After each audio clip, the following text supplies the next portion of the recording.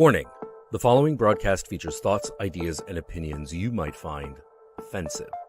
If you're easily angered, insulted, hurt, provoked, outraged, or annoyed, the following may offend you.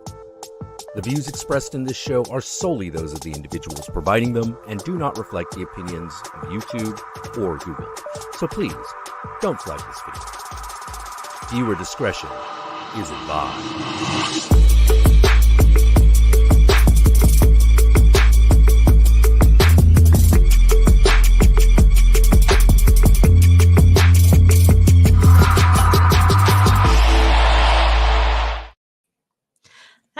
Yay! I'm just happy we popped up. Hi! Hey guys, thanks so much for coming. Oh my gosh. Every time before I hit live, I'm like, wait, how do I do this? It's always... I don't know how many times I've done it. Yeah. We'll never be used to it. It's fine. Yeah. At least 70 times for this show. So yeah. Well, I guess 35. But yes. Hey guys. Hey, welcome to Does This Offend You? If you haven't come to one of these lives before, it's very low key, but it does get a little controversial. Basically, the idea of it is Vicky. This is Vicky. Oh my gosh, I thought I pointed the right way. This is Vicky. This is Vicky, Nightmare Maven. We co-host this show. It alternates each channel, and we pick a topic, usually a theme that is two films connected through two films, which sometimes the themes, it's fun. We get into it. But picking out controversial and taboo moments in these films, which we don't really talk about in depth when we do reviews. So we normally glide over the little, I wasn't sure about that thing, but then we don't talk about it in depth. And here is the place to talk about it in depth. We are rarely offended. I was going to say controversial. We're always controversial. We're rarely offended by any of these films, but it is a good place to get into the nitty gritty and the taboo. It's just a fun title, and it seems to annoy some people. So that works. And today we're talking about The Hills Have Eyes and The Hills Have Eyes. So we decided to do it a little bit different this time because these films are so similar, even though we have the remake.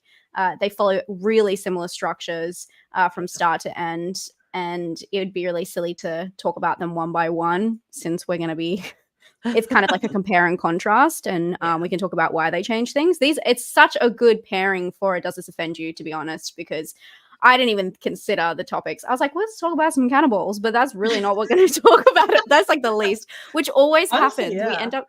We always talk about taboo stuff, and then at the end we're like, oh, should we talk about how they like slaughtered all these? We forget, which all horror lovers do. That's true. I guess first to shout out Vicky. If you guys aren't following Vicky, all her stuff is linked down below. Don't forget to go over there and say hello. And also, Vicky does more book talk stuff. So I know a lot of you guys ask me for my book recommendations. I have trash taste in books. No one wants that. Go to Vicky this way. Go to Vicky. Vicky will help you out. She knows it all. Okay, she knows it all. She's got it all. High praise. Okay. I don't know if I know it all, but. Yes. Oh, and I guess we should say like spoiler. Oh, all this the spoilers. Spoiler chat. Yeah. This is a spoiler chat. Yeah. And if you've seen one of the films but not the other, I wouldn't worry too much because they're very similar. We are going to be obviously revealing the differences, but you'll be able to like figure out what's kind of going on because they are so similar. Did I miss anything? No. We always, general content warning for. Yeah. Or is it or it's not? That is the question, because that is kind of one of the topics that we're going to talk about. The assault in these films. And okay, your notes on this were very interesting. And also, this is just very interesting because, again, I thought we were going to be talking about cannibalism, and I kind of forgot the remake reframes the whole film, or really just goes a little bit harder. Yeah.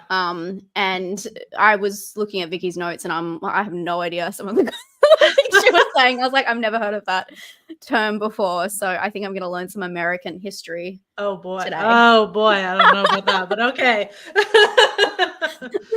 Representing America today is Oh gosh, I always just hear the beauty queen song, here she is, Miss America. That can be your theme song. You probably don't want that no, one. I don't want that to be my theme song. Oh, it's so good, so good. Okay, where do we start? That's the question. Did you want to introduce both of them? Yeah, know I how you guess. wanna do Yeah, I that. mean, that's the good thing about this Sorry is I about it. can summarize both Yeah. at the same time because it truly is like the same. I guess just to refresh some info, the original came out in 1977, directed by Wes Craven. And then the remake came out in 2006 and is directed by Alexander Aja. I'm pretty sure that's how that's said. And both of them follow a family that are taking a road trip to California. And they take a supposed shortcut through desert. I don't know if they even really say where. It's the desert on the way to California. So dumb. Yeah. So dumb. What, you look at a map and you're like, you know what? Maybe we just drive through that. cut across. Maybe we just drive through that. Oh my god, that's so dumb. But they get into an accident that strands them in the middle of literally nowhere. So two of the men of the family go for help, and while they're gone, their camper is attacked by a group of savages that live in the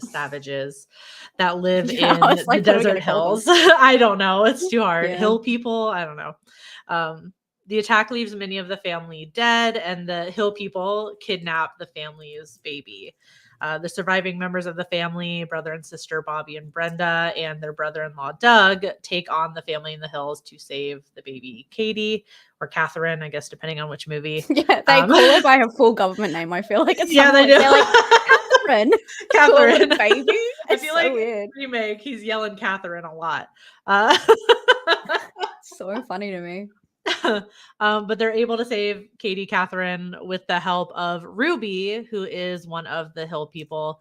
And the movie finally ends with Doug saving his baby and taking revenge. And that's the best summary of both of them. I mean, we'll get into the remake. It goes they're both very similar. Hard. Yeah, it's the plot beats are all the same. Yeah, they really are. Thank you so much, George. Thank you, George, for your nightmare. For your blood sacrifice. For your nightmare sacrifice. The behind the scenes interview for the first, especially when he implored. Oh yes, we're going to talk about the killing the baby. We're talking. Say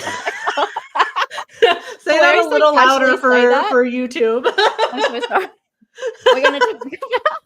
I'm so sorry. It doesn't happen, okay, guys? It's just fiction. All right. That's me yelling at YouTube. It's just fiction. Where do you want to start with this?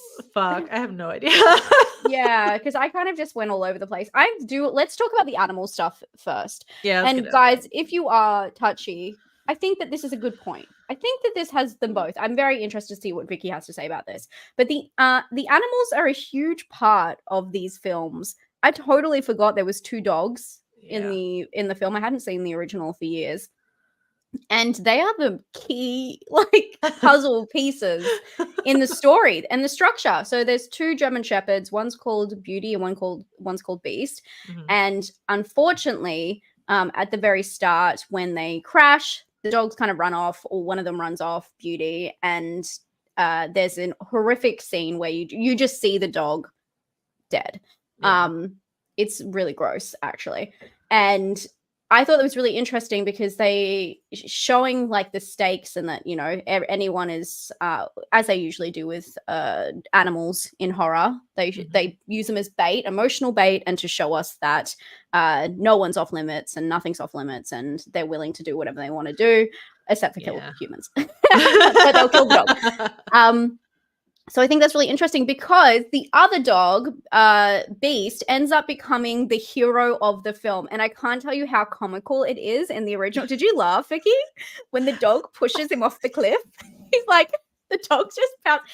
The dog's watching, waiting. And then literally the two paws. Yeah. push. So the dog starts like helping. Yeah. In the original, the dog starts helping, push them off the cliff, picks up the radio mic because these people, this group of the family, the villain family, they're talking to each other, communicating via walkie-talkies, which never made sense to me because they're meant to be like, it just didn't make any fucking sense. Where are they getting electricity?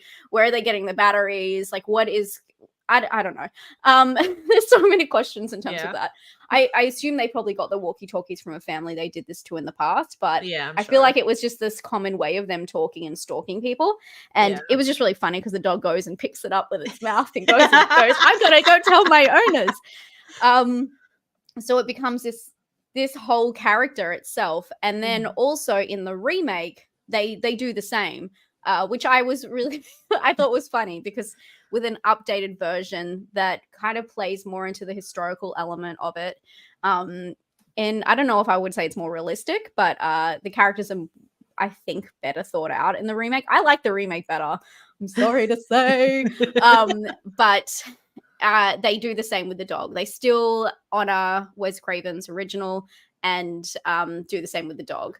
And the dog mauls one of the guys. Also, I thought the beast was gonna get something coming to him because there's a scene where there's the tussle on the ground. Oh yeah. And then they're looking at the knife. They're looking at the dog. And I'm like, oh my god, do not kill Beast. But no, Beast ends up again kind of saving the day, mauling one of them.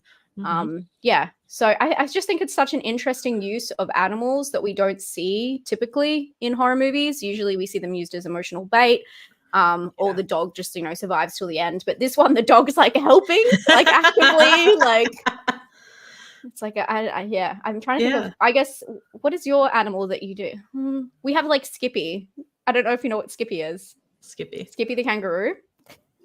Do you not know it? Yeah. No. Okay, Skippy the kangaroo was like an old TV show where like Skippy, it'd be the paws doing things. They do the cutaway of it's a kangaroo paws, like opening doors and stuff. So it was like the same thing where it's like this dog that, maybe like a wishbone. I'm trying to think of if you have. Like a lassie or something like that. Yeah. It's like saving the day. So I think that that's a really interesting part of it, and you just wouldn't. I don't know. You wouldn't assume.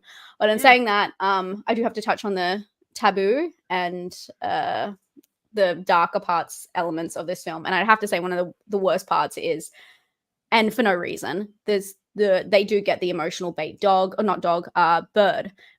We already had Beauty, but then they also additionally put a bird inside one of the RVs that they're traveling in. And in both films, one of the guys comes in and just like wrings its neck and drinks its blood, just casual. So it's just a weird power play to show, I guess, like the symbolic method of, he's coming in, he's just wringing the neck and drinking the blood, and it's like an easy shooting fish in a barrel kind of thing. So I just think it's a really interesting use of animals. I don't know what you thought about. I feel like the two dogs. I feel like the family brought so many animals on this trip. For one thing, like not only did they bring their two dogs, that like aren't like, sorry, one of them's not disciplined. Like Beauty was all their faults for not keeping that dog in check. She's just like running around. They brought so many animals on this trip. They just let them out of the trailer too. Yeah, and they're just letting them run around. I would never. But I love that. I can't remember if it plays out exactly the same way in the remake, but in the original, Beast kills two of the family members before anybody in like the good family kills anybody. Even knows. Like like he's like hunting in the hills, and I kind of love that. Just pushing off the cliff. The scene is so funny, guys. For that to be the first kill too is like the most comical, because the second one is like more what you would assume a German Shepherd would do. Yes, like maul. You know what I mean? Like if he was attacking, Mm-hmm. that makes more sense. So the pushing off the cliff is like so deliberate and funny because it's like he finds Beauty first. So it's very much like you can just imagine like in his little like doggy head, he's like, I'm gonna get revenge for my sister, or I don't know. But no, I agree. I always forget about the dogs, I think, whenever I rewatch this, which is dumb because one of them is such a main character. But I guess it's nice that both of them don't die, because like when you see that many Yeah. animals, you're just Oh, like yeah, your for immediate sure. reaction is like fuck. Well, Like they're gonna that's why they put 2 there, I guess. But it's also very strange because in both films, the younger brother, he finds the beauty and he doesn't tell anyone. He's like goes to tell them and then he can't, and I'm like, if they had he'd warned them earlier, like, oh, someone's just like done this to our dog, maybe they would have got a heads up, but he's just so traumatized by it, but he can't say anything, which I think is really interesting as well. True. Yeah, I guess. I guess part of it is like maybe he didn't want to scare anybody. Maybe they should be scared. But yeah, like from what happens. My God, maybe we should be scared. Maybe we should be alarmed. That's true. Or maybe it's like a not wanting to acknowledge that. Yeah, Oh I fuck, feel something like we're in a really bad situation, like worse Yeah. than just being stuck out here, which is already terrible. Like I can tell you right Mhm. now, I would not last 5 minutes, whether a killer family was after me or not. Like I'm not equipped for that. That's so funny. Yeah, it's interesting that they chose to keep the same structure completely with the animals too. With having the 2 and not even just a hint to one. They have the same names and everything. These films are really similar, which I think is really it's cool, but it's odd for a remake. They don't usually do it like this. It is super similar for I mean, I guess Yeah. that makes it like I don't know if I would get rid of that either, because I feel like the dogs make it unique. Because Yeah. I can't think of a single other horror movie really where they do that. I mean, maybe The Lost Boys. I feel like that dog pushes a vampire into a bathtub or something. But it's like I can't think of like any other movies really that like horror movies that do that. So I would probably keep it too. Yeah, it's just interesting they keep both as well, and they do the same thing Yeah. with killing the first, and Well, they do typical horror movie. yeah, and they same breed as well, but they do change the birds. I think the bird's like a finch or something at the first, and then it's a lovebird. But you know, these are all just details. I like my birds. Like, what can I say? What if there's what if there's a deep was very meaning for that? So yeah, don't worry guys, that's the animal stuff gone. You should be fine for the rest. Yeah, it is pretty like harsh animal stuff though. You're right. Yeah, it is. I did read where did I see it? That in the first one, the original, unfortunately, the dead dog is a dead dog that they had gotten from like the police department or something like that. I assumed as much, to be honest. Yeah, I actually wrote in my notes like, how is this not real? And it is. Yeah. So I don't know why. I don't know why the police department was keeping a dog on ice. Yeah. Yeah, maybe it was like part of an accident or something, but it was a that's real not cool. dog, unfortunately. Yeah. I mean, back in those days, it was very different in terms of, I guess, legislation around, especially in the 70s, around animals and animal death in movies and showing that. But dang. Yeah, that's when you see that, and then when you see it, you're just like, oh fuck. Like, yeah, it makes sense. It really does make sense. It's awful. Yeah, I guess that just adds to the realism of the movie, I guess. Yeah. I'm so glad that we have the technology and the laws to avoid that kind of stuff now. Yeah. Okay. All right, where do we go next?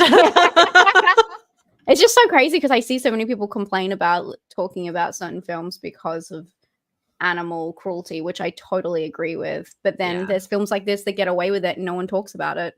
Not that they're cruel to the animal, but they show actual, real deaths as well. Maybe it's different with these movies where so many crazy stuff happens that that's like just hidden. like that somehow is the least crazy thing. Yeah. Okay, where I don't know where do we go. Did you want to get into the huge meaty portion of the causation and villains? Okay. Because Vicky's got to get her history books out for me. So one of the reasons I absolutely love this remake is because it has such a clear intent. And although I guess the messaging is, I wouldn't say pointed, and I do tend to read, I have been known to read some of my propaganda wrong sometimes. I love propaganda. Sometimes I get bored by it. I do feel like it's an interesting message regardless on this kind of situation historically. And it also plays into the idea of how we view these people, this group of this family, the villains, as we see them as villains. Because there's a huge horror trope where whenever someone rolls into a small town, they're all the baddies. Like if you're from a small town, small mind, that's kind of the idea that horror likes to go with. Has there ever been a reversal of that? I would love to. That's what they need. Wouldn't that be good? Like a horror comedy where they come to town and you think it's all about the baddies in the, you know, the backwoods people all hanging around, and really they're like a serial killer like duo passing through town and they start killing them. Wouldn't that be good? That'd be a good switch up. I feel like Tucker and Dale is like the closest you have to that. But, it is. But that's just more need to be a town. They don't mean to kill people. Right. We need like a purposeful but yes, that's, I guess that is another comment on that same trope. But yeah, it doubles down on the, I like that the remake doubles down on the backstory of the town, and opens up with talking about nuclear testing and government denial, which can be a scary place for horror for movies to go. I mean, I obviously don't care about, I like when movies play into real aspects and, you know, kind of pick apart traumas or historical events. But it does get a little bit iffy where I don't know the full history and I don't know how it's going to paint it. So I tried to do some research, but I came across some pretty intense stories about this. But either way, obviously governments around the world have been testing on people, you know, throughout history. And that's not an isolated event. That's something that does happen. For sure. And I just think that it's really interesting how we label this group of people as the villains because of the way they are. And they do say in the film, one of the characters says to him, "You've made us what we've become." And it becomes like an us versus them kind of situation. But at the same time, I don't know, like, I know they're killing people and everything, but they're like going through starvation. Obviously they're dealing with like immense health issues, generational. They're like people that have been forgotten and people that have been abused by the system, governments. And I just think it's really interesting at the end of the day where they're painted as bad and more so disgusting. They over the top do that. They give them scenes. They give them, I don't want to say saliva. They make them moist. They really do. And they make them into like this hideous, like, you know, this dark element of almost like America we don't want to talk about. But then it's also like, but they're still the villains. Yeah. And I just don't know. I would love to hear how people in the comments feel about this. But I felt like it was a confusing message. But sometimes that's better that it's not pointed one way or the other. And I know Vicky definitely has some ideas about this. But it's like no doubt that this town was a product of this town made these abnormalities in the humans, and it was a testing site. But then I don't know, it's just like a very interesting way of looking at the American dream of this family that was all getting along. Not really. There's a son-in-law who is a little bit on the outs, but like they're all traveling together, and then they head into this family that has this crazy history that is like the time that land forgot, and they're seen as the villains even though they're in their land. And then of course the big thing is one of the, you know, white picket fence Americans kills the nuclear testing site guy with an American flag. It's like an axe and then an American flag. So I feel like that is also a comment. I don't know what that's meant to mean though, because it's like the government did this basically to their family and their whole backline, and then he's gonna stab him with the American flag. I don't know. It's edgy. It's edgy, man. But I like how it doubles down and it gives it a lot of purpose. The opening credits for the remake is so cool. It's very American Horror Story, actually. It does like the kind of twisted, like you're seeing like the 50s American dream, and then you get like these splices of, you know, like fetuses and jars and things like that, and it's very edgy, and I like that it just gives it a whole nother layer. But again, what we're still labeling them as villains for something that happened to them. Yeah. I don't know. Sure. I don't know. It's interesting. I guess it's good because it makes you think. So Yeah. Yeah, I definitely have some interpretations of that. Yes. I feel like it's a little bit different for each movie because they are so far apart in time. But I feel like both movies, which is, I mean, but they're so similar, I think, because this is something that it just cycles in the United States. So it's like we just keep like repeating the same shit. But I feel like both films deal with like an American identity crisis, like very clearly between like the have and the have nots. Like you have this kind of well-to-do family that can do this road trip, and then obviously these people living in the hills that have been like you said, forgotten and just had all these horrible things happen to them. Like it's I see it as like the American way. And when I say that, I mean like war and using violence as an answer for everything. That's my definition. And the influence of this on like marginalized, disenfranchised, poor groups that live here. So in the original, apparently, and I got this from a quote from Wes Craven in Nightmares in Red, White, and Blue, for anybody who to know the source. I told you she's the one for books. I told you. In case anyone wants to know the source. But in that they talk about the original story that was intended for like the original Hills Have Eyes, Wes Craven, was supposed to be set 10 years in the future for them. So it would have been set in like 1984 or 1985. And this, like the whole premise was like the states were like divided and like territorial, and you needed a passport to like travel across states. So the family in question was supposed to be sneaking into California through the desert because they didn't have like the documents or the passports to get into California. And I guess like it really seemed like it was supposed to be playing off of similar themes to Texas Chainsaw Massacre, where you have like this conflict between like traditional American family and like kind of like the hippie generation, and this idea it's like all this idea that like cannibalism is like the natural conclusion to human relations under capitalism. Like America's literally devouring itself. So both movies like show this kind of like pressure cooker, I feel like, story where you have like these disenfranchised groups trying to survive, like while like the stars and stripes of it all are like flying overhead, and you know you're supposed to be proud. The stars and stripes of it all, like you're supposed to be proud to be an American, but then they're living like this, and it's like, but you made me this way. Yeah.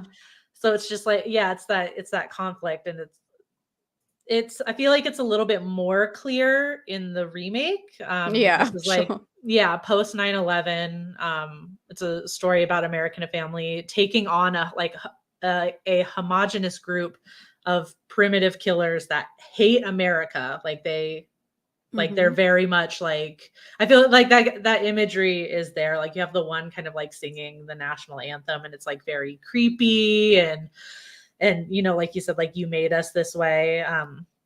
That quote from the movie, like they hate America, they hate Americans, they hate the American way, like because that's what made them this way. So they're like the metaphorical terrorists in this situation. So this movie shows like it keeps us like you know, the traditional American family as the good guys, and shows or allows the audience to support extreme violence in response to this, in response to in response to anybody doing anything to us. We can go over and bomb the fuck out of them because that's what we do, which feels super poignant like rewatching this right now. Yeah. Okay. That's yes. Sorry, it's very interesting because again it adds another layer to like who is the real villain, but I guess that's just also another way of how horror movies are set up, is that you are meant to be following that instead of actually just watching the story unravel. You're meant to be like on one side, which is, I guess, even to double back with the using the death of the dog as bait. It's so easy to get one side on your side. For sure. You know what I mean? Yeah. So it's interesting. They're going to do all these horrible things like kill a dog, kill the birds, Yeah. you know, sexually assault somebody, steal a baby. Like they're Yeah. Not the they're Maven. literally like checking off the bucket list of like Yeah. bad things that you got to do. Yeah. Yeah. It's crazy. I liked this. I didn't even think about that. How Us obviously has very similar tones in terms of like the people underground. Yes. And then so I think that's a really cool Yeah. link. It's a very strange link people wouldn't make. So I think that's a really cool way. Good call, Megan. Very cool. Do we want to talk? Oh, there's so much to add on to it kind of comes off that. So I guess we should probably talk about the guns. The guns. They make What's the more guns a American? big deal. It's not me. It's in the movie. Okay, What's guys? more American than that? Yeah, so in the remake they add tension between the father and the son-in-law. Like I said before, it turns into this whole, I've seen other films do this recently, which I really like, but it turns into this whole like the wimpy, he's a wimpy unmanly, I think he's like a phone tech salesman. They make him, you know, he can't even fix the aircon. The little brother has to come fix the aircon. They make him so the father in both films is this overbearing, especially the first film. He's this overbearing character who, I think in the first film he was a cop, and in the second film he was a detective. He says, but they make him into like definitely like white picket fence, like America kind of. Yeah. He definitely votes Republican. Well, he does, and he kind of infers that, and that's not even a stretch, guys, because at one point when they crash in the remake, he gets out the guns and he's like passing them around basically, which to be fair, which we do see, they kind of need them, so it's kind of it is this exactly what you're talking about with this. It's the only way. And he teases the son-in-law, saying he probably doesn't know how to use a gun because he voted Democrat. And it's interesting because that also, so we're all talking about this and how this film is kind of framing, you know, good versus bad. But what is actually interesting about this is you can see this in two ways, because Doug, who is the son-in-law, he ends up winning at the end. And like using, he uses the gun, but he also like steps into the role as the man and steps up and saves everyone, protects everyone. Although in the remake, they kind of, we'll talk about Ruby later, but Ruby kind of saves the day. Sure. But he ends up being, you know, he has the full character arc out of anyone, where he ends up stepping up as the role, and everyone who thinks he can't do anything, by the end, he's one of the only survivors and protecting the family, saving the baby, saving the day, but also using a gun along the way. So it's like, did he turn? Did he like completely go against everything he believes? Or I don't know. Or is it like his full realization that that's the man he should have been? Or it's so interesting. You can read it in so many different ways. But that's what this is what I love about these kinds of horror movies, which I know it's pointed, but at the same time I'm like, but what are you trying to make? I don't know if it's an error in the way you're presenting it, that I'm not getting your message fully, or I don't know if it's open for interpretation. It's meant to be like multi-layered. But also, as I said, I am prone to propaganda. I have watched some things and had discussions with people online, especially in my Discord, and people like, oh, that's not you know, like, that has definitely happened to me when I've read things wrong or not known the like historically how actors and directors are approaching things. Through, especially just in America, through different political things that they've been into. I just like, ooh, what's going on? So I just think it's really interesting. What did you think about the introduction of guns? And they just make it so evident. It's not like, okay, we just got guns out now. Like they're like, we are taking guns out. Everyone is using it. Like they make it a conversation. Yeah, that's true. I feel like I probably don't think, sadly, I don't think about it as much. I'm like, like they, of course, like, you know, it's like a big deal to me. It's not a like. I'm like, okay, I kind of see it. I think you're right, though. I think it is technically open to interpretation. Like I mean, like it all is. But you know what I mean? Like I don't know anything about like full intent on these movies, but I see this as kind of like I was talking about, like the American way being like violence to solve all of our problems. I see like Doug's arc as like the inevitability of America resorting to violence to solve Mhm. all of our problems. Like it's always like that's always going to be the answer. If somebody wrongs us, we're going to go Mm. shoot the shit out of them. We're going to go bomb the shit out of them. That's what we do. Yeah. So it's Unfortunately, kind of that's like, yeah, yeah. in a sense, I think you're right. And it's kind of like, it's like giving in, like he can't talk his way out. You know what I mean? He can't reason with them. He can't do whatever. So it's inevitable. Yeah. In the original, like you're talking about, there's no explicit discussion of political stance. Like there's no comment made like in the remake. But I feel like Doug is supposed to be seen as one of the more like civilized. I mean, we can talk members. about the language of the father as well. Oh yeah, for sure. Kind of plays into that in the original. Yeah. He's definitely one of the more civilized, and even he has to resort, like it's the same arc. He has to resort to the same like extreme violence. He doesn't take that, like when they separate, he doesn't take one of the guns. He leaves it with with them. Same as in the remake. Like, so I feel like it's still kind of implied that he's like a gentler person. You know what I mean? Yeah. Like, but he's also kind of an idiot. True. Yeah. He goes and he finds all of the cars that are literally of past victims, and he starts like taking shit out. And he's like, in the remake, you see this scene where he's like taking teddy bears out, and he's like, look. He comes back and he's like, look at all this cool shit I found. And yeah, he does that in the original. You don't really see where he goes, but in the original, you see him come back with stuff going, look at all this cool stuff I found. Like no questions. Doesn't think anything about like, wow, how did all these cars get here? This is fucking weird. He's got a crazy arc when you think about it. But yeah, I think it's just that inevitability and the American flag kill that you mentioned. I think that's the point where it's like that's solidified. Like he's fully like, this is like the American way. He like stabs the guy with the American flag, and he's like, but that's America. Yeah, but that's so weird because then the American way is literally letting someone, you know, die there who has like these insane health issues, starve and die, and it's like. Correct. It's like you're stabbing yourself. You're stabbing yourself. Like that's, you know what I mean? Like it's hard to read. Correct. Yeah. Correct. I understand that is wrong. Yeah, it doesn't make any sense to me. But that is correct. We don't like anything here that if you get in the way of, if you remind us in any way that it's not good here, like, you know, unhoused people, poor people, they don't like to see it. They'll outlaw it, and they'll push you away so you're not seen. Yeah. I mean, a lot of countries do that. Unfortunately, that's not exclusive. But yes, it's very interesting. The turning the cheek. That means something different, but turning a blind eye. Yeah, deliberately turning a blind eye. Yeah, not the cheek. That's something else. Thank you so much, Matt. The biggest factor in determining attitudes towards gun ownership. Oh God, isn't it's okay. Thanks, Matt. I mean, we're just talking about the movie. Yeah, and the gun thing. Yeah, the gun ownership. I don't want to get into that.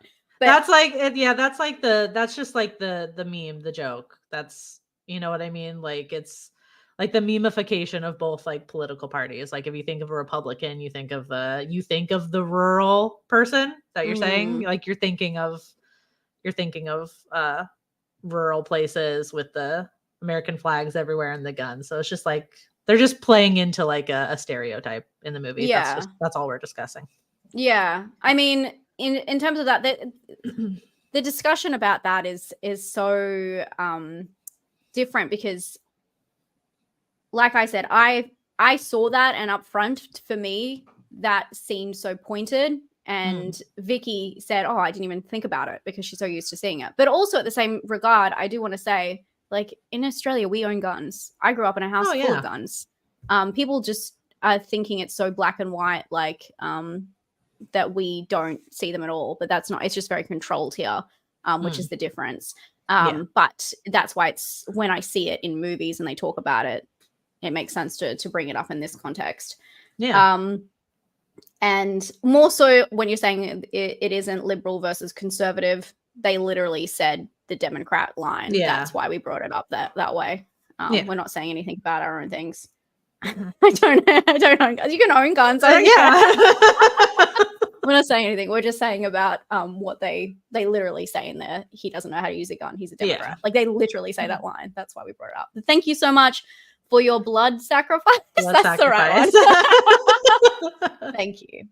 Okay, well, we're about to get a little bit more deep. I do want to let's talk about what the cop father says in this opening. Yeah. He goes on this nonsense. I'm so I can't really remember anything he said because I nearly fell off my chair when he like openly said the N-word.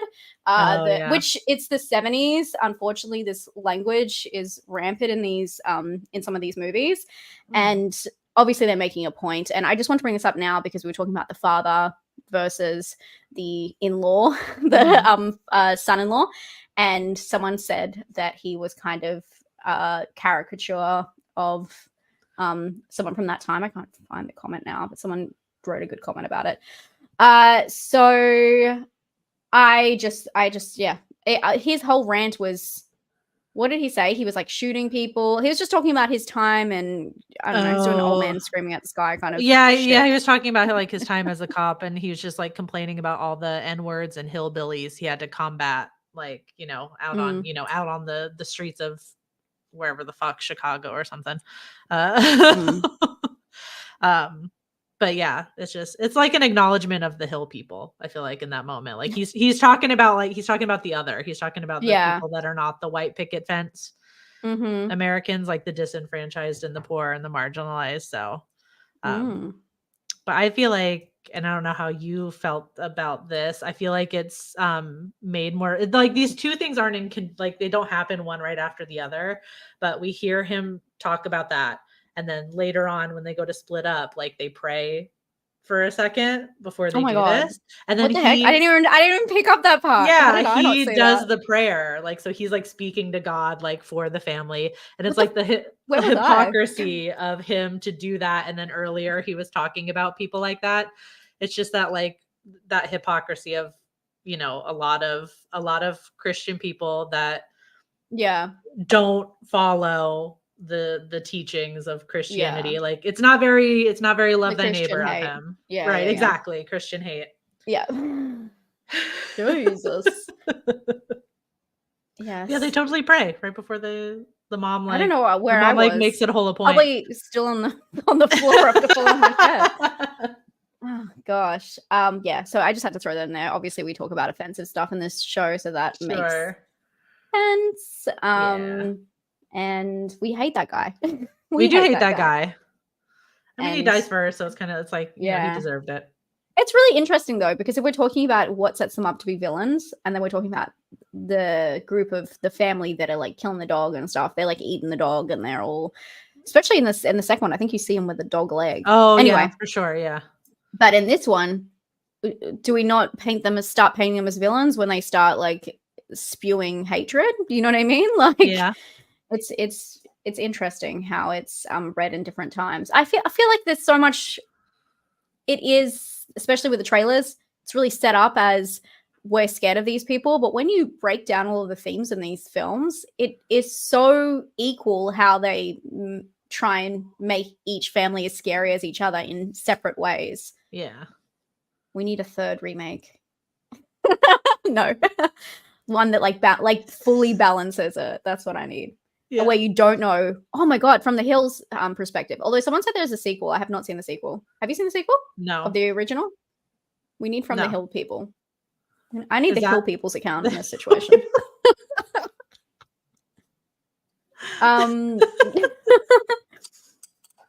Okay, where are we next? Sorry, I was reading a comment.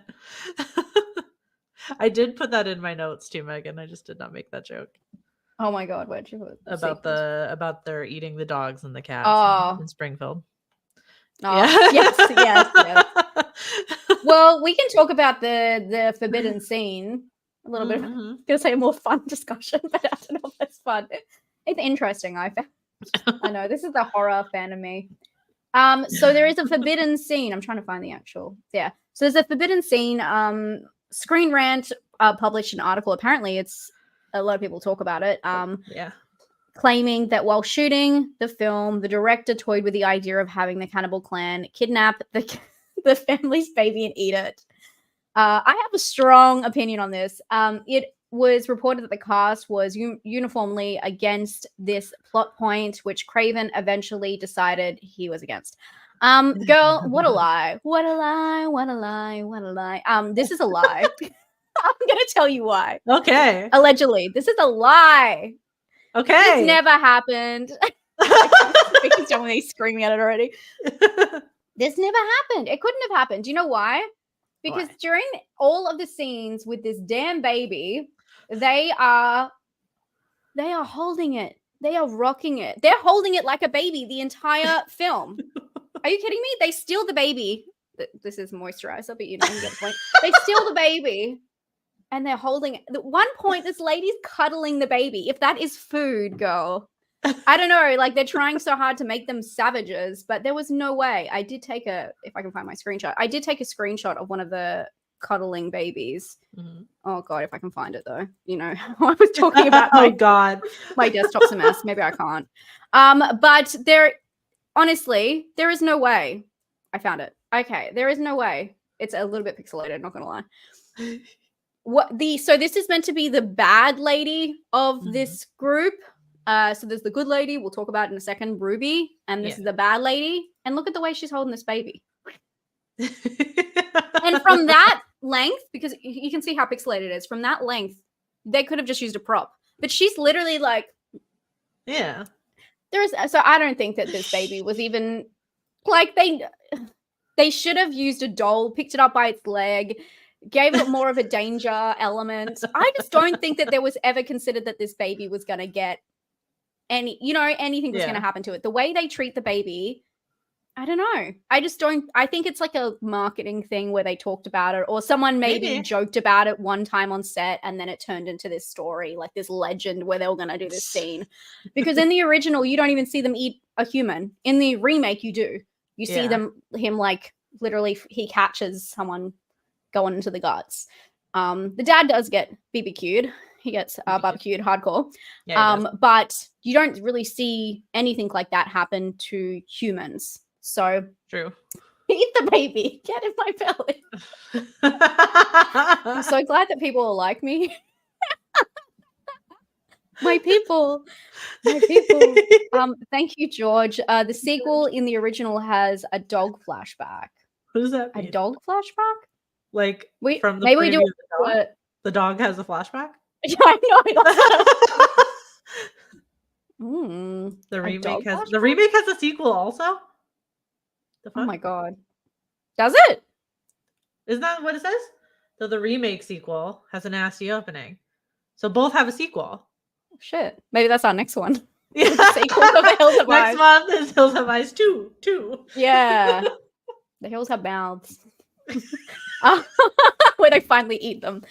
But yes, I just don't. I'm so sorry. But I just don't think the forbidden scene is a thing. Okay? The way they treat this baby is the most nonsensical thing. It's like the pushing of the dog in the original. They're just, could you imagine stealing a baby to eat and then just like treating it like these people are meant to be savages. They're like tearing through this RV, tearing heads off birds, drinking their blood, and then they pick up the baby and they're like, "Come on, let's go to the bonfire." Like, what the frick? Yeah, anyway. I guess it seems more realistic that they would probably kidnap the baby, like for, like the purpose is like to keep their family going. You know what I mean? Yeah, or to kidnap the baby to bait the other people to come to get the baby, and then they like lure them out of the place. That I understand, and that's why they give the signal to kill the baby now. They do it in an awful Australian accent. Kill the baby. But yes, I mean, that does make sense totally. But they keep saying when they pick up the baby, they're like, "Oh, it's fat and it's scrumptious," whatever. They definitely don't say like a Victorian child, but. but it's the whole ordeal where they're kind of toying around with eating it and they're so hungry. So true. I don't believe it. Propaganda. Propaganda. I mean, true. Yeah, you never know. Yeah, it would be pretty good marketing. Yeah, You know. everything. Everyone walked out. Someone puked. All that stuff. Oh Whatever yeah, they say in every there is film. one like Michael Berryman. Like I saw it a bunch of times. Like I guess he tells the story like some like mom was like pulling her son out of there because this movie is like disgusting and depraved, and he was just like, yeah, it is. And It is. It is. Where would you like to go from here, Vicky? We don't. I mean, we only kind of really have two ones left that we haven't touched on: Ruby and the sexual assault. Yeah. Do you want to kick one off since I've been yapping like a professional yapper? I guess we can. I guess we'll talk about we can talk about the sexual assault really quick, just because it. I mean, at least the note I had, like, to me, like, I guess when I remember these movies, that's like a very. That's like one of the first things I think about when I think about this movie. Because it's so, and the way it happens is so fucking scary too. Like with the, like they lure everybody away from the trailer, and then they go in, and she's left, like the daughter's like left by herself, and this is happening to her, and it's fucking scary. I will say I like, in preparing for this, being a nerd, I poured over like a bunch of books for it. Just to make my point here, I was like going through my books on it, and not a single one of them mentions that scene in the movie. In talking about either of them, like the original or the remake, none of them mention it. Like they're talking about everything else. That's like the so historical. insane. I know, and like all the crazy things that happen about this, and I'm like, I mean, they're all written by men, so like I don't, take that as you will. It's just bizarre because like thank you, Megan.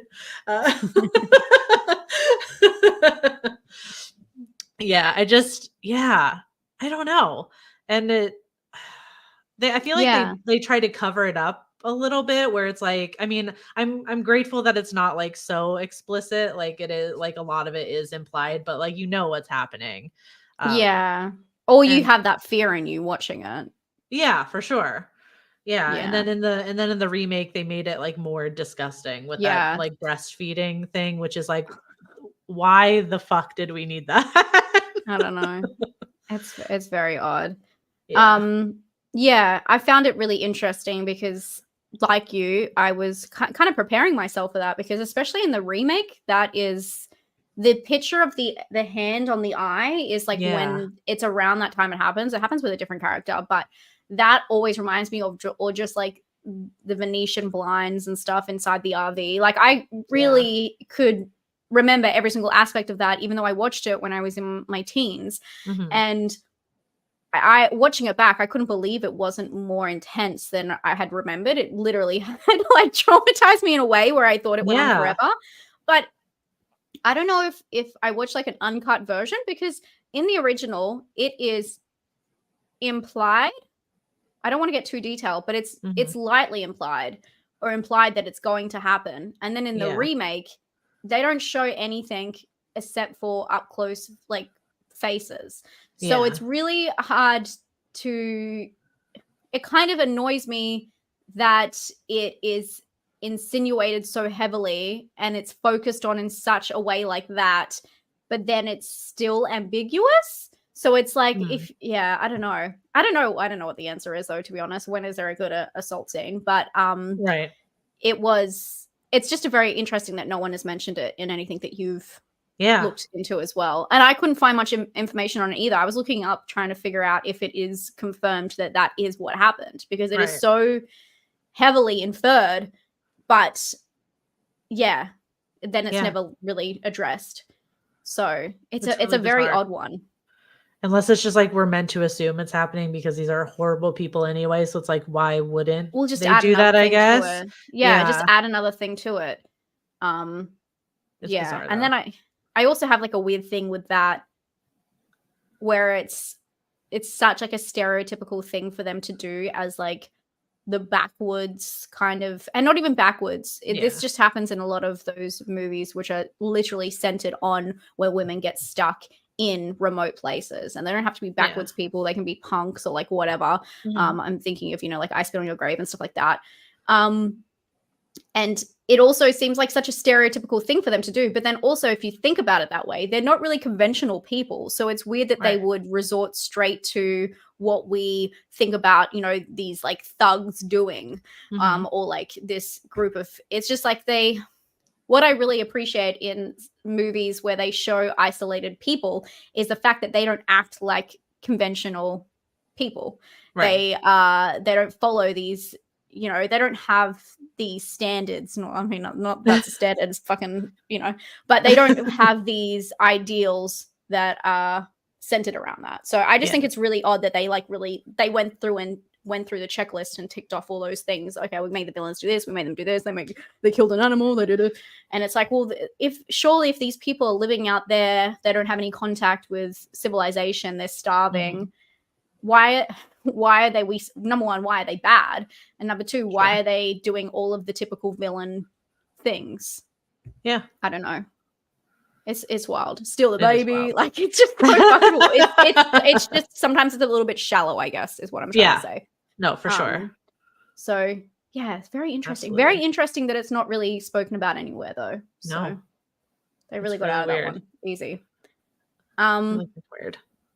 And then the last, I guess, puzzle piece of this is Ruby, which is one of the biggest differences in both of the films, because in the original, Ruby is I don't know how old you would say, maybe like early 20s? I don't know. Yeah, I would say, she's definitely older than a young lady. Yeah. That people hate when I say young lady, who she has tried to escape. She's one of the villain townspeople, but she's turned good because she's trying to escape and she's trying to get away from that. They catch her, they bring her back, they basically chain her, and she helps. She's a huge part of the big pig switcheroo. We haven't even mentioned the pig. There's this random pig that they just bring in for this switcheroo moment. They do it in both films where they're finally going to kill the baby, and then they oh my god! Blanket off the baby. It's a pig. And Ruby is the switcheroo master. She's gone around switching babies with pigs all her life. She's very good at it. Just a stupid thing to do. So she switcheroos the pig and basically saves the day in both films. And she is the connecting force between the in-law son who comes to get the baby Catherine, government name, and Ruby is the one who's like, we're not all bad, I saved your baby. Yeah. In the original, she is a young lady. In the remake, she is a younger lady. She is very young. She's, I don't know, below 10. She's a kid. Yeah, she's a kid, and I think that she's an interesting wrinkle in the film again, because we see her at the start kind of stealing things from the RV, but it looks like she's stealing like jackets and stuff to keep herself warm. And it's like a survival thing. But she has this, I mean, she's just a kid, so she's got the innocence in her. We see a lot of kids actually in the remake of The Village, when they're like those two kids on the ground, they're like, come play with us. Yeah. Like there's a whole ass family, when in the original, we only see a couple of people, and it seems like they have a small camp. But in the remake, it looks like they're all using that nuclear testing site as homes, and all the kids keep breeding, and so it's really interesting. But Ruby's definitely a different character. I think that they made her younger, and it just made her like appear more innocent, and more also vulnerable. That she ends up sacrificing herself in the remake. The guy comes back and he's gonna, one guy kills the other, and then the other one, they got to kill the other one, and then the other one kills the other one, and then finally standing on the cliff, and Ruby does the dog push. Yep, and she does the dog push. Yes, as he's about to shoot the other one. When I'm saying he kills the other one, I'm meaning they just keep coming back alive, as they do in movies. And she jumps and pushes him off the cliff before he can shoot the dad. Yeah. And yeah, Ruby saves the day. Little girl sacrifices herself for what's good, which I don't know why she did that, but she really wanted to save that random family. Yeah, I don't know. I think it has something. I think that partially has something to do with the stark difference with like the family in the remake, like the result of like the nuclear testing is I feel like a lot more apparent in a lot of ways than in the original. And George mentions it, like Ruby in the original is like kind of like the only like attractive one of the hill people. So I think there is an element of like, because Ruby in the remake is more distinctly disfigured than Ruby in the original, like she's going to make this sacrifice, but it's for the betterment of like society or something if she also goes to. Even though there's like a whole bunch of people who are living back. Oh, for sure. But, yeah. I feel like but I know what you mean. Yeah, but it's like she's gonna redeem them, but like she's also gonna take herself out of the equation because we can't look at that or something. Yeah, it's really sad. It is really sad, and I just feel like the Ruby in both is like. I feel like there's something in there of like, you know, like women and girls are inherently innocent in it. We do nothing wrong. But like Ruby's like the youngest that we kind of see in both movies, with the exception of like we see those like little kids in the remake. And the men treat her like shit in both movies. And in both, they like, when they kidnap the baby, that's when Ruby like fully rebels, and her like I just see that as like, because I have to ruin everything. It's like her motherly instinct kicks in, and I feel like that's what makes her like the redeemable character. Like, oh, she's saving this baby, like every woman should do, because that's what we do. Like, because she's like drawing, like, you know, like, no, I draw the line with violence against kids. That's where I'm drawing the line. And I feel like it's with the other family too, like in the, like when they're attacked, like I know Bob is killed first, but then like some of the most horrific acts of violence happen to the women. Like the mom is killed. She has like this like awful slow death. The older sister is killed, obviously violently, and then Brenda is like, you know, assaulted. And it's the men that avenge them. And then even with the dogs too, Beauty is the one that's killed and Beast avenges. Yeah, and you could even put it a step further with the dad being the first one who gets like barbecued.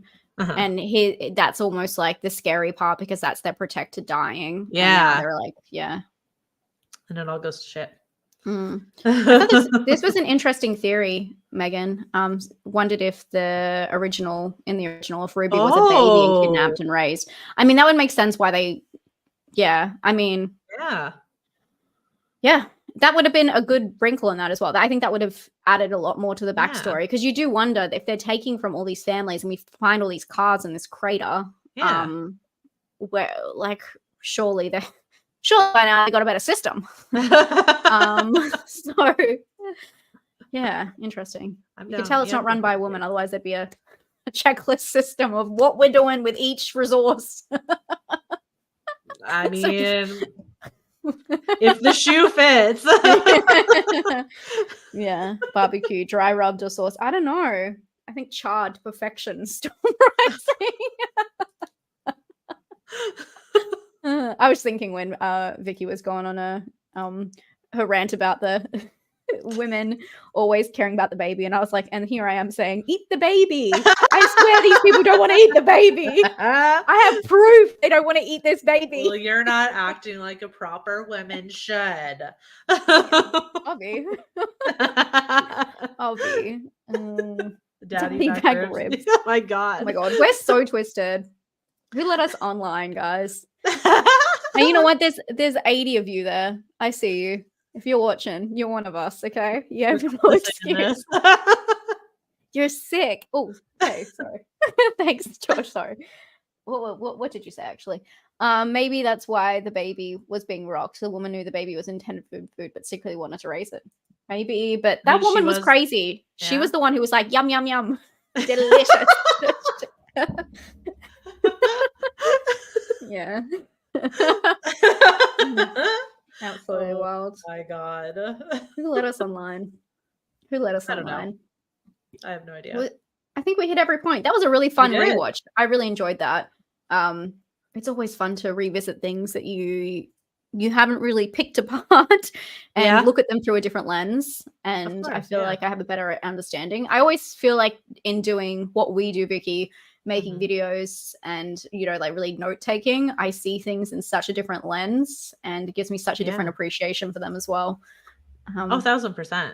Yeah. Yeah. I love seeing how I rated differently too. When I'm like, Yeah.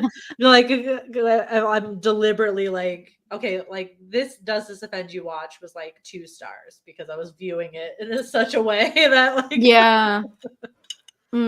versus like me just watching it for fun or something. Yeah, for sure. And I always get nervous when I see Vicky's letterbox come up first, and I'm like, oh, what does she think? We never talk. We add notes to a document, but we don't really talk about our feelings in depth. So sometimes it's really interesting to hear if the other person liked the film or not.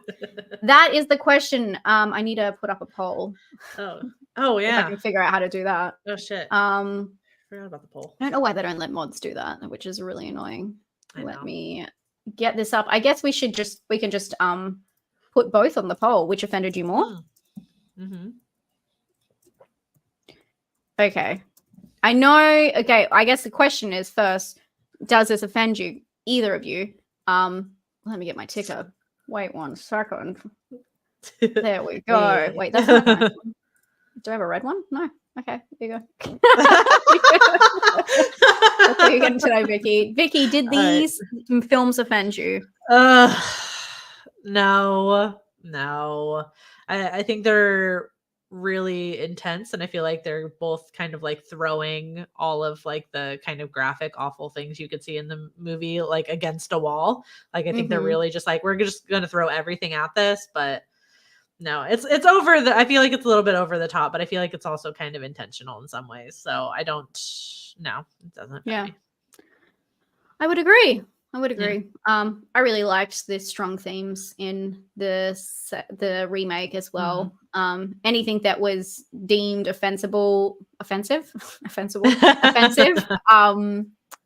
it worked because it's meant to be pulling out a message, and it's look at how much conversation we've had out of it and what its intent was and what it was trying to do. And at the end of the day, it's still kind of up in the air if it's pro or con of whatever.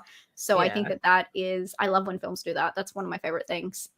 Sure. And I really enjoyed that. I know that a lot of people didn't find it offensive, so people aren't liking my poll because it's 50-50. Really? Oh my goodness. Just like us, you guys probably weren't offended either. But thank you guys so much for coming and hanging out with us. Yeah. Don't forget to go and see Vicky's socials. They should be down below. Make sure to go check out Nightmare Maven basically everywhere. What have you been up to lately, Vicky? What do you want to plug? What I do? I watched the. You saw The Substance. I saw your Instagram reaction. I did see The Substance. It was great. So there'll be a video on that soon. And then I took a page out of your book and a couple other people's books, and I wanted to rank some horror subgenres. So that's cool. That's coming as well because that was fun. But yeah, my brain's a little melted after watching The Substance, but yeah, it was great. Mine too, because I did stay up last night till 1 a.m. finishing a video which has all the breakdowns for it. I've seen it twice now. Hell yeah. And I had 4 pages of notes of just watching it the second time. So I have lots. If you guys want a spoiler-free one, I got that. If you want a spoiler one, I have that. And I have lots of theories. I couldn't find, there was not much information about The Substance yet out. They've kept it really tight-lipped. I'm not going to say any spoilers. And they still have, even in interviews, she hasn't touched on a lot of things. So I really went down deep the rabbit hole to look at theories and picked up a lot on my second watch. So if you want to check that out, I know there's going to be at least one thing in that video that you haven't thought about when watching The Substance. So definitely go check that out. Hell yeah. And of course, I saw Cuckoo. I finally saw it. They Yeah. released it VOD, and thank God I have a VPN. So got to watch that, and I did Come Chill With Me because I just wanted a cozy one. Sometimes I do Yeah. sit down reviews, but I love just, Just giving you, getting in my just yeah, just chilling and giving my actual kind of like reaction instead of like a thought out script sometimes. true. So there's a balance of both of those. That's awesome. I'm And glad you finally got to see it. yeah, me too. Jesus Christ. Right? Thank you, Matt. I was bothered by what happened to Beauty, but I was happy when Beast got his revenge. Oh, Beauty. Actually, you know what? I was mauled by a German Shepherd. Oh no. That was do you remember when I got attacked by a dog like a year ago? Do you remember that? Do you not remember this? Okay. I didn't know it was by I love German Shepherd. Shepherds, though. I've had a German Shepherd before. I never think it's the breed. I'm not a breed hater of dogs. Oh yeah, crazy. It's always the owner and those circumstances. People don't know. I'll just tell the story really quickly. But I saved my dog, Gromit, some of you guys know, who has passed away from cancer. But there was a really mean dog in our neighborhood that kept getting out and chasing, and apparently had mauled another dog. And one day, they were parked a street away from us. In the car, their owners are sitting in the front seat. The dog's in the back. The window's open. The dog jumped out of the window. Yeah. And just starts running for me and my dog Gromit. My dog Gromit was a huge greyhound, so tall. And so I just went like this and covered him, and then the dog mauled me. And God. had to go to hospital and stuff. And yeah, that's the story. But it was a German Shepherd. I didn't know at the time. It was actually a German Shepherd cross Rottweiler, which I love Rottweilers too. I've had a Rottweiler as well. So, but yeah, fun time. Interesting. I didn't remember it was a German Shepherd until this moment. I was like, wait a minute, I have been mauled by one. But I still love dogs. So anyway, that's my little story. Anyway, Rottweiler, interesting. I love Rottweilers. No, that was just interesting that you call it Rottweiler. What do you Rottweiler? Yeah. Yeah. We just call them Rotties, really. But I didn't want to do it go full Australian on you. Bays, bars, that old I know, it's just funny. Didn't mean to reach. Oh my, I'm fine now. Don't worry. Yeah. Thank you though, Matt. I totally forgot. Okay. Well, thank you guys so much for coming. I think that's everything we're gonna do. And Does This Offend You will be back next month. Oh my god, it'll be October. It should be back next month. Yeah, we'll talk about it afterwards. And it'll be on Vicky's channel, so make sure you're following her. And I hope you guys have a lovely weekend. Have a good one. Yeah. And stay spooky and all that good stuff. Take care of yourselves. Bye.